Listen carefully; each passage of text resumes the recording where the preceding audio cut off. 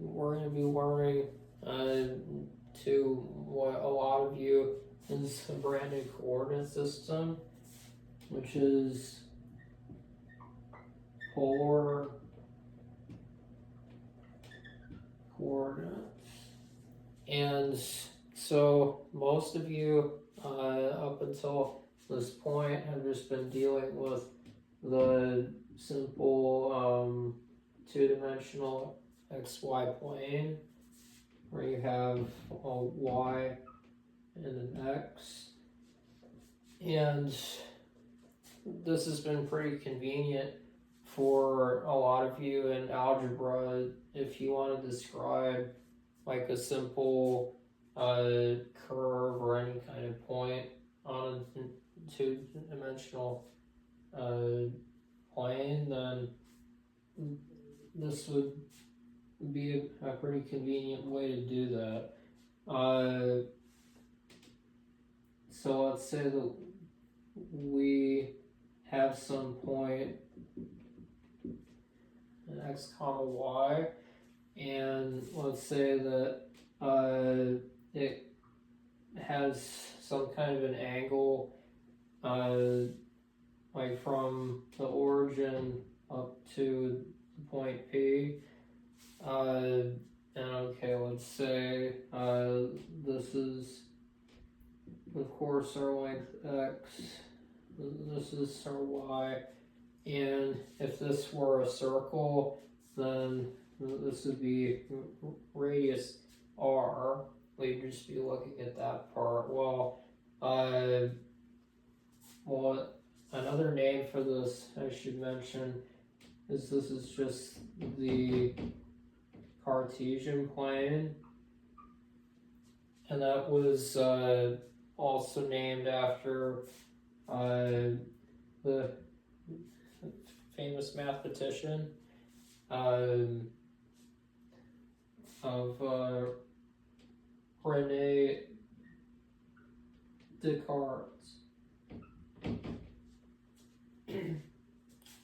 So, okay, polar coordinates takes this exact same point, let's say, and instead of using our x and y to describe this point, it takes our point P, and we're going to describe that with r comma the angle. So basically, we're still able to construct an arbitrary triangle with the components to get there for this point, but polar coordinates just takes this other information in order to describe the same point. So, okay, how do we figure out perhaps what the r and the angle are if we don't know what they are and we wish to describe a point in polar? Well, if we wish to do that, then r, well, we can take the triangle and just set it up as the Pythagorean theorem. So r squared equals x squared plus y squared, but we care about what our magnitude is. So r equals the absolute value. That's important because we have a length, so wouldn't really make sense for us to have a length that would be less than 0. So r equals the absolute value of x squared plus y squared in the square root. So but okay, how can we figure out what the angle is? Well, if we know the different legs of the triangle, then we can actually just use our inverse trig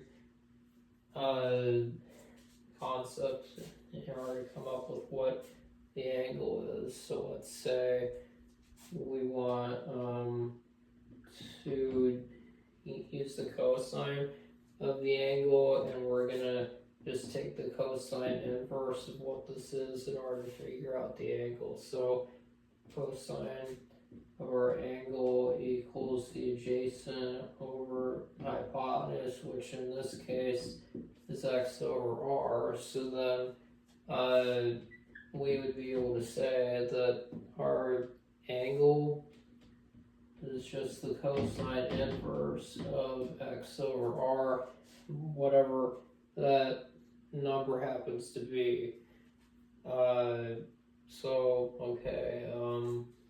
And then likewise, we can do sine or tangent, or the others as well. I mean, so we know that the sine of the angle is the opposite over hypotenuse, which in this case is going to be y over r. So angle equals the sine inverse of y over r. Likewise, if we wish to do it the tangent way, this is actually how a lot of textbooks will prefer to describe the angle, because it gives it in terms of the x and y. And perhaps if you didn't know what the r was, or we're just going to define the r differently over here using the x and y, well then the textbooks want to be able to define the angle in terms of the x and y like we're doing for r, because we wish to keep it consistent. So the tangent of the angle equals the opposite over adjacent, and in that case, in this case it would be y over x. So our angle equals the tangent inverse of y over x. So what this would mean is that normally in the Cartesian plane, we would describe some point as x comma y, but actually if we're going to do it in polar, then that same point would be p r comma the angle, or also in terms of x comma y, we could say that p x comma y would go to, we have our r here, so this would be the absolute value of the square root of x squared plus y squared for the r piece. And then for the angle piece, we would commonly write that it's going to be given by the tangent inverse of y over x. And this is how we would describe a point in polar. And so when I was in Algebra 2, we kind of just briefly, very briefly mentioned what polar was. We didn't really use it that much, but like if you get into like more advanced courses at university sometime, then you might be asked to use this, so it's important to know kind of how to transform these points. There are going to be a lot of other coordinate systems, not necessarily a lot that you're going to talk about in an actual class. Like Newton came up with about like 10 different systems or so. But like, even though Newton kind of first like envisioned polar, then I believe that the credit for it is given to Bernoulli. But okay, I mean, there's other systems like there's I can make a different video about this. There's like spherical, cylindrical. There's all kinds of different systems.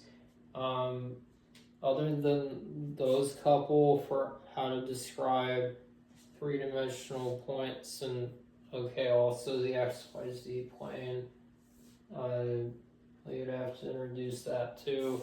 Other than those, at least in my experience, you don't really use a whole lot of the other ones. It would be good to know what they are at least, but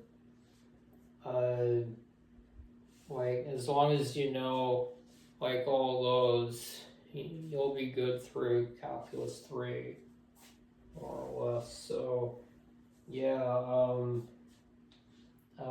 hopefully you found this helpful and you come back for the next one where Joe shows you how.